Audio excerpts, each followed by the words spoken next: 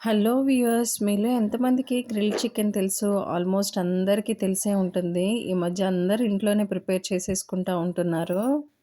ఎందుకంటే air fryers వచ్చేసినాయి కాబట్టి. ఓకే. దాని ప్రాసెస్ ఒకసారి చూసేద్దాము. ఒక బాండీ తీసుకోండి. అందులో అల్లం వెల్లుల్లి పేస్ట్ వేసుకోండి.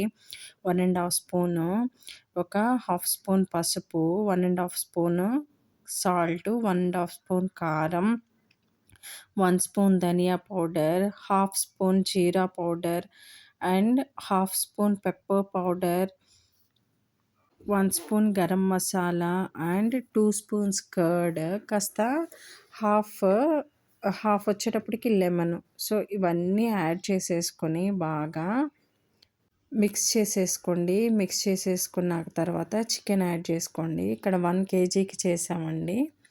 సో, మొత్తం మ్యారినేట్ చేసేసుకొని ఒక హాఫ్ అన్ అవర్ అలా ఉంచేసుకోండి.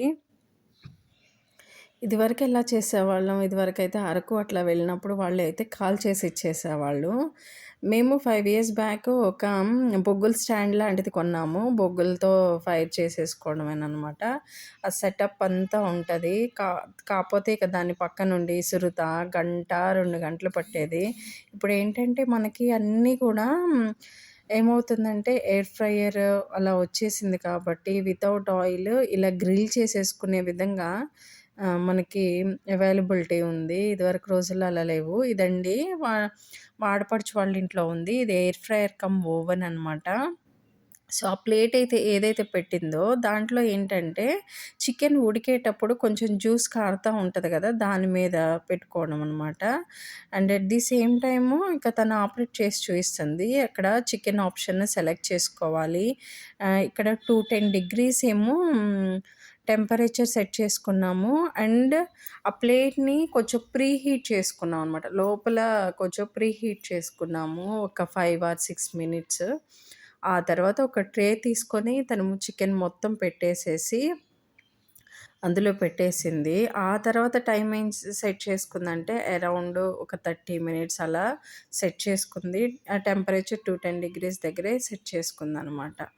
సో, ఇదివరకి అసలా ఆ బొగ్గులతోటి విసురుతా ఉండాలంటే చాలా టైం పట్టేది. ఎవరొకళ్ళు అలా చేసుకుంటా ఉండాల్సొచ్చేది. ఇప్పుడైతే మనం ఈ ఎయిర్ ఫ్రైయర్‌లో కనుక పెట్టుకున్నట్లయితే వాడి పని అది చేసుకుంటా ఉంటది. మనం మిగతా పని మనం చేసుకుంటా ఉండొచ్చు. ప్రాబ్లమ్ ఉండదనమాట. సో, ఇలా సెట్ చేసిందనమాట. అసలు చాలా టేస్టీగా వచ్చింది. ఈ మ్యారినేషన్ ప్రాసెస్ చాలా ఇంపార్టెంట్. కరెక్ట్‌గా మనం ఇంగ్రీడియెంట్స్ యాడ్ చేసుకున్నట్లయితే అవి చాలా టేస్టీగా వస్తాయి. ఆనియన్, లెమన్ కలుపుకొని తిన్నాం.